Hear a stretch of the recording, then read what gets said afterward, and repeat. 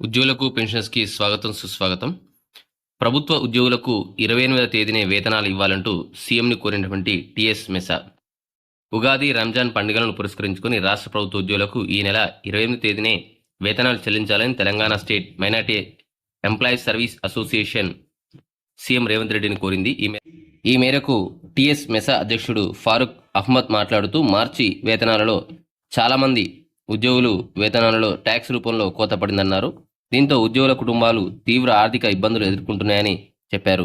హిందూ ఉద్యోగులు ఉగాది పండుగను, ముస్లిం ఉద్యోగులు రంజాన్ పండుగను ఘనంగా నిర్వహించుకుంటున్నారని అన్నారు.